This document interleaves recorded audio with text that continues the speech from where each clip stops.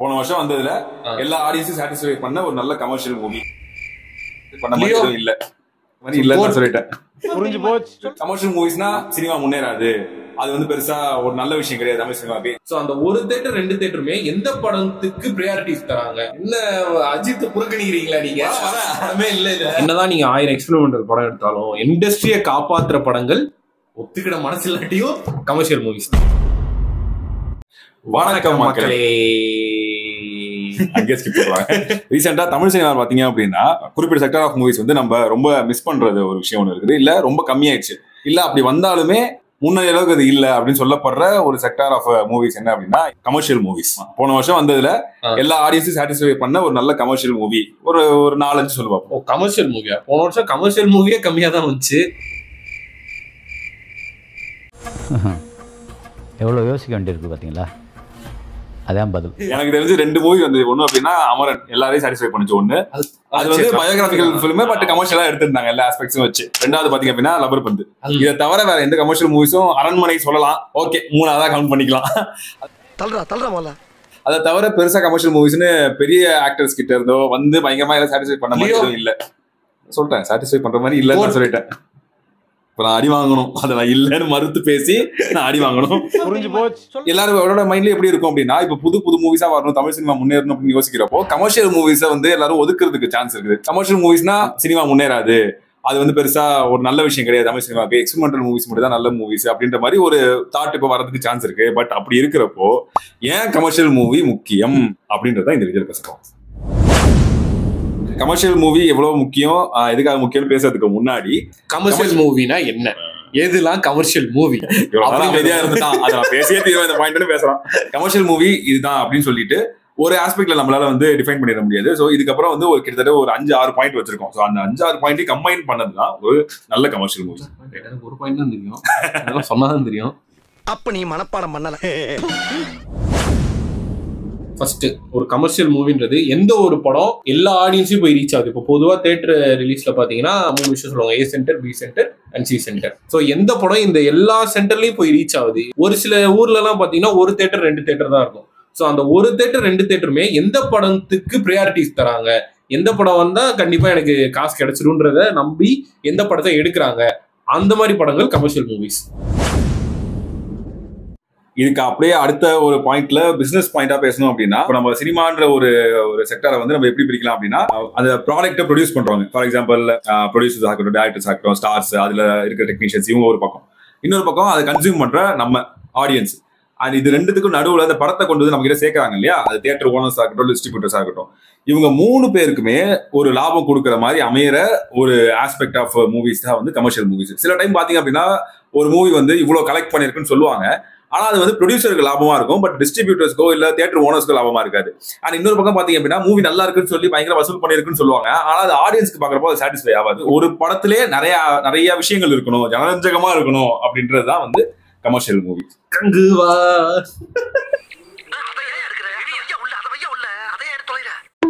So இப்போ வந்து நம்ம லாபம் கொடுத்த படம் சொன்னோம் தெரியுமா. சோ அதுல இப்போ போன வருஷம் ரிலீஸ் ஆனதுல 2 படம் சொன்னோம், அமரன் அண்ட் லப்பர் பந்து. அமரன் பாத்தீங்க அப்படின்னா கிட்டத்தட்ட 130 கோடி தான் வந்து அதோட பட்ஜெட். பட் அது வந்து ஓவராலா லைக் வேர்ல்டு வைட் எடுத்தது பாத்தீங்க அப்படின்னா கிட்டத்தட்ட 328 கோடி.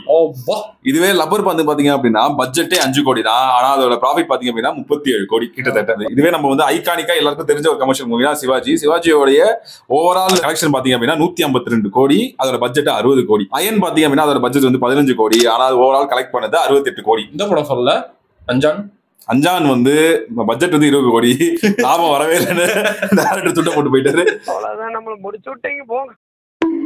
அதே மாதிரி இன்னொரு பக்கம் விஜய் அவர்களுக்கு பயங்கரமான கமர்ஷியல் மூவி வந்து துப்பாக்கி, அதோட பட்ஜெட் வந்து 70 கோடி அண்ட் அது கலெக்ட் பண்ணது 130 கோடி. என்ன அஜித் புறக்கணிக்கிறீங்களா நீங்க?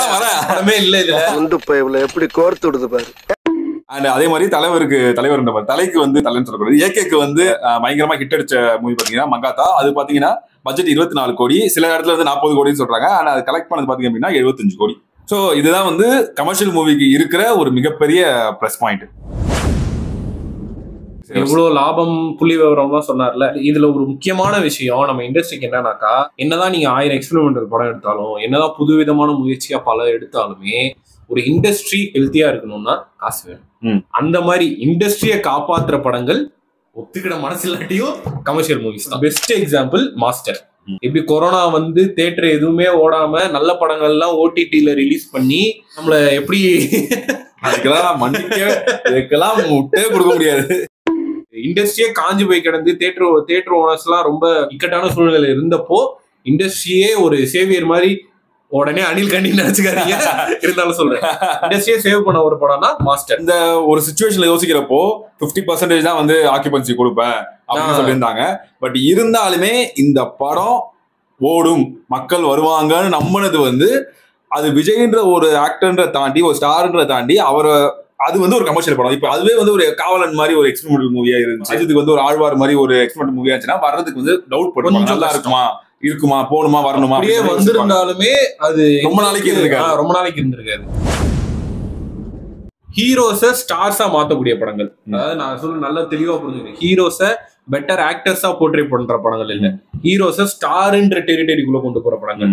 எக்ஸாம்பிள் விஜய் சேதுபதிக்கு ரொம்ப ஒரு தொடர்ந்து ஒரு 4-5 படங்கள் வந்ததுக்கு அப்புறமா அவர் வந்து ஸ்டார்ன்ற ஸ்டேட்டஸ் போயிட்டார். எக்ஸாம்பிள் சொல்லணும்னா சேதுபதி, விக்ரம் வேதா, சேதுபதி, இந்த மாதிரி ஒரு 2-3 படங்களுக்கு அப்புறமா ஸ்டார் இண்டர் ஸ்டேட்டஸ் போயிட்டார். அதே மாதிரி சிவகார்த்திகேயனுக்கு சொல்லணும்னாக்கா மான் கராத்தேவா இருக்கட்டும், அதுக்கு ஒரு லைட் அடி வாங்கினாரு, அது வேற விஷயம். விஜய் அவர்களுக்கு கில்லி மாதிரி ஒரு படம், சூர்யாவுக்கு பாத்தீங்க அப்படின்னா நந்தா, காக்கா அயன், இந்த மாதிரி சொல்லலாம். அஜித்துக்கு தீனா சொல்லிப்பாங்க. அப்புறம் ரஜினி அவர்களுக்கு போனோம் அப்படின்னா 90s போனோம், ஏதாவது ஒரு படம் சொல்லு. ரஜினி முரட்டு காலை, நீங்க கமலை மட்டும் சேர்க்க முடியாது. சோ இந்த மாதிரி ஒரு ஹீரோஸை எல்லா ஆடியன்ஸ் கிட்ட போய் சேர்க்கறதுக்கு, அவங்களுக்குன்னு ஒரு ஆடியன்ஸை உருவாக்குறதுக்கு ஒரு முக்கியமான காரணமா இருக்கிறது வந்து கமர்ஷியல் மூவிஸ். இப்ப நம்ம வந்து ஹீரோஸ் வந்து ஸ்டார்ஸா மாறுறது வந்து முக்கியம், அண்ட் இந்த இண்டஸ்ட்ரிக்கு வந்து முக்கியம் சொல்லி பேசியிருந்தோம். அது ஏன் முக்கியம் அப்படின்னா, ஒரு நல்ல எக்ஸாம்பிள் அப்படின்னா கமல் அவர்கள். அவர் வந்து பாத்தீங்க அப்படின்னா அவர் எடுக்கிற முக்காவாசி மூவிஸ் வந்து எக்ஸ்பெரிமெண்டல் மூவிஸா தான் இருக்கும். அவர் வந்து ஒரு கமர்ஷியல் ஹீரோவா ஒரு ஸ்டாரா தன்னை லான்ச் பண்றதுக்கு முன்னாடியே அவர் வந்து எக்ஸ்பெரிமெண்டல் மூவிஸ் பண்ண ஆரம்பிச்சிட்டாரு. அதுக்கு அப்படியே பேரலா ரஜினி அவர்கள், எனக்கு இதான் ரூட், எனக்கு தெரியுது, நான் என்னால எக்ஸ்பெரிமெண்டல் மூவிஸ் பண்ண முடியும், பட் நான் வந்து ஃபர்ஸ்ட் ஒரு செட் ஆயிக்கிறேன், நான் ஒரு ஸ்டார் ஆயிக்கிறேன்னு சொல்லிட்டு நிறைய கமர்ஷியல் மூவிஸ் கொடுத்தாரு. மக்கள் கூட கனெக்ட் ஆகிற மாதிரி நல்ல மூவிஸ் எல்லாம் கொடுத்து செட் ஆயிட்டாரு.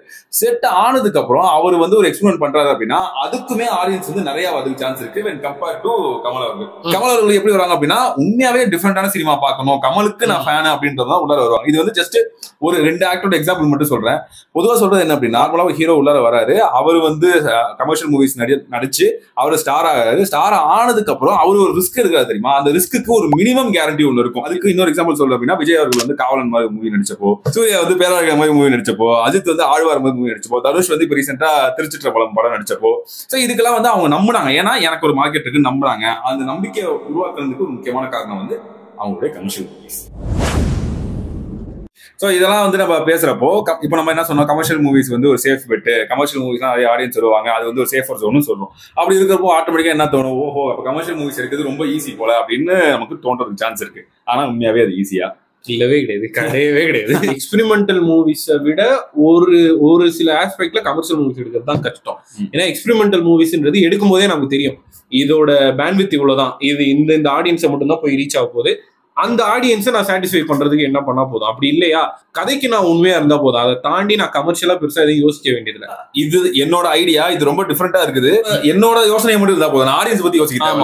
நான் ஏன் யோசனை, எனக்கு நான் உண்மையா இருந்தா போதும் அப்படின்னு யோசிச்சா போதும். அதே கமர்ஷியல் மூவிஸ் எடுத்து பார்த்தோம்னா அது எல்லா ஆடியன்ஸையும் போய் ரீச் ஆகணும். பிவிஆர்ல உட்காந்து படம் பாக்குறவனுக்கும் நார்மல் தியேட்டர்ல இருந்து படம் பாக்குற எல்லாருக்குமே அந்த படம் வந்து சாட்டிஸ்ஃபை பண்ணணும். ஒரு சின்ன சின்ன விஷயத்த கூட ரொம்ப பார்த்து பண்ணணும். ஒரு இன்டர்வியூல சிவாவை பத்தி சொல்லியிருப்பாங்க, மணிகண்டன் சொல்லியிருப்பாரு, இந்த ஒரு டயலாக் எழுதும்போது இல்ல இந்த டயலாக் வந்து இப்படி ஃபன்னா மாறுறதுக்கு சான்ஸ் இருக்கு, இந்த டயலாக் வந்து மீமா மாறதுக்கு சான்ஸ் இருக்கு. ஒரு படம் எடுக்கிறப்போ நான் இத்தனை ஆஸ்பெக்டையும் யோசிக்க வேண்டியது இருக்கு. அதுவும் அவ்வளவு பெரிய ஸ்டார் உள்ள வந்துட்டாருன்னா அவ்வளவுதான் முடிஞ்சுக்காது. கமர்ஷியல் மூவிஸ் எடுக்கிறதுல இன்னொரு கஷ்டமான விஷயம் என்ன அப்படின்னா, கமர்ஷியல் மூவிஸ்க்கு ஆல்ரெடி ஒரு டெம்ப்ளேட் இருக்கும். என்ன, ஒரு ஹீரோ வருவாரு, அவருக்கு ஒரு இன்ட்ரோ, ஹீரோவுக்கு ஒரு வில்ல, கடைசியில வந்து ஹீரோ ஜஸ்டிஸ்க்காக போராடணும், அது வந்து கடைசியில ஜெயிக்கிறோம், அதுல ஒரு மெசேஜ் ஒன்று இருக்கும். சோ இதுதான் வந்து கமர்ஷியல் மூவிஸ்ல ஒரு டெம்ப்ளேட்டா இருக்கும். இந்த டெம்ப்ளேட்டை திரும்ப இத்தனை வருஷங்களா நம்ம கொடுத்துட்டே இருக்கோம். அதுல ஏதாவது ஒரு டிஃபரெண்டா ஒன்று கொடுக்கணும். அப்படி இல்லைன்னா அந்த டெம்ப்ளேட்டே எந்த உரைக்கிற அளவுக்கு ஒரு கொடுக்கணும். எக்ஸாம்பிள் வந்து கேவி ஆனந்த் எடுக்கிற படங்களா இருக்கட்டும், பெரிய முக்கியமான எக்ஸாம்பிளே மங்காத்தா தான். ஆமா, ஒரு ஹீரோவை ஒரு நெகட்டிவ் கேரக்டர்ல நெகட்டிவ் ஷேட்ல ஒரு ஹீரோ வச்சு என்னால கமர்ஷியல் படம் எடுக்க முடியும்ன்றது ப்ரூவ் பண்ணது உண்மையிலேயே பெரிய விஷயம். அதே மாதிரி இருக்கிற டெம்ப்ளேட்டா இருந்தாலுமே என்னால திரும்ப சக்சஸ்ஃபுல் படம் கொடுக்க முடியும்ன்றது ப்ரூவ் பண்ணது KS ரவிக்குமார்.